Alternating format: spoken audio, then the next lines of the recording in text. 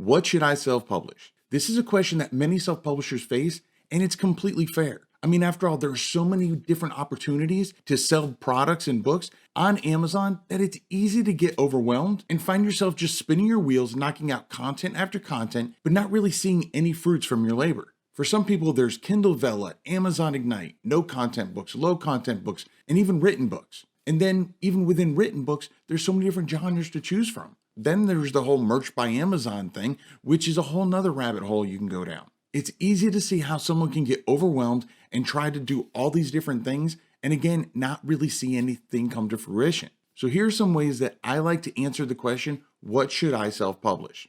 The main thing is that we need to get focused. So I like to create a little spreadsheet or list and then ask yourself this. Number one, what do you enjoy? Of the things that you're currently working on or thinking about working on, which one do you enjoy the most? And then the second most, and so on. Time is a precious commodity and one that we can't get any more of. We all have the same 24 hours in every day. So there's no sense in working on things that you don't like doing. If you're going to do that, well, then you might as well just get another 9-to-5 job, right? Number two, what's moving the needle? In other words, if you already have things out there, books, products, what is already selling for you, if anything?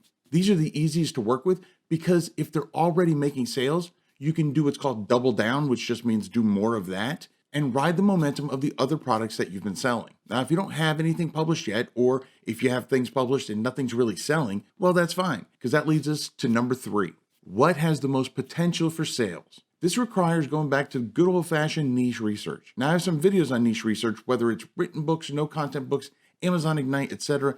The process is pretty much the same. You want to go into the store that you're interested in selling on, which for most is going to be Amazon. Make sure you go in incognito mode so you don't get any bias from your own searches. And then you want to search up the type of content that you're thinking about publishing based on steps 1 and 2 that we talked about earlier. Now, what you're looking for is products that have low competition, but good sales volume for the products that already do exist. For books or even merch, you can go by the BSR or the bestseller rank. Remember, the lower the BSR, the closer to number 1, the more products have been sold. For books, I try to find a niche that has less than 1,000 books for competition, and for the BSR for the top 20 books to be between 20,000 and 100,000. This both gives you a chance to break into that top 20, as well as with 100,000 as the max, that shows you that there's going to be regular sales that you can expect. Now, I do have a video where I did live niche research, and I'll include a link to it above. Now, for Amazon Ignite and Kindle Vella, it's a bit harder since they don't have a BSR to look at. So what I like to do is go by the number of ratings or reviews that they have to discern the sales volume. Number 4,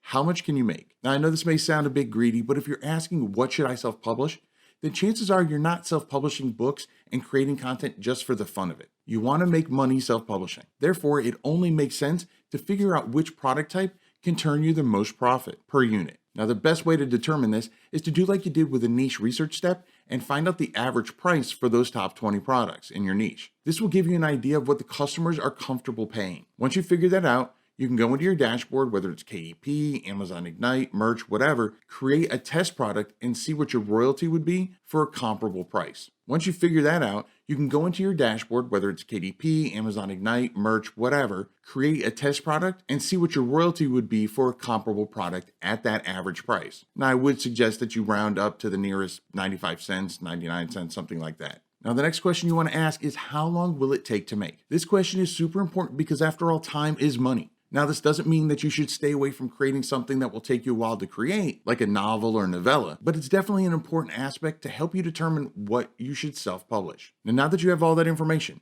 what you enjoy, what moves the needle, what has the most sales potential, how much will it make per unit, and how long it'll take you to create it, then you can look at things from a more data-driven level. For example, you might find out that you really love making journals, but they do take you a while to make, and after you've done a little research, they really don't have a great deal of sales potential. Well, then perhaps you should put making journals on the back burner for now and focus on something that can give you a better chance of success. Now, conversely, you may see that something that's like your 4th favorite thing to work on has potential to make you more money in a shorter time span. In that case, is it worth it to do something that you don't enjoy as much in the short term to help build up revenue in your business so you can later focus on what you really love? That's a question that only you can answer. Now, if you still haven't answered the what should I self-publish question, you can really do a deep dive into the data and give each cell in the spreadsheet a value, ranking from the best to the worst for each column. each column being those questions that we ask. Then you can just simply add up the values for each product type, and the one with the highest value has the best overall chances of self-publishing success for you. Also, just to be clear,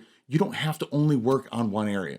In fact, if I only worked on one area, I probably would get bored real quick. I have to be multitasking. Now, that said, I would suggest that you leave your focus to just one or two areas. Otherwise, you can quickly get overwhelmed all over again. So now that you determine the one or two products you're going to self-publish, you want to set up a production schedule to help make the most of your time. But I'll save that for another video. Now, if you decided that you really want to do a deep dive into Amazon Ignite, then check out this series right here that I did, where I show you everything from researching a product, product creation, and even how to upload it to Amazon Ignite. Now, if you decided to work on something else, well, then YouTube says that you really want to see that video right there. I'll catch you in one of those videos, and remember to write right.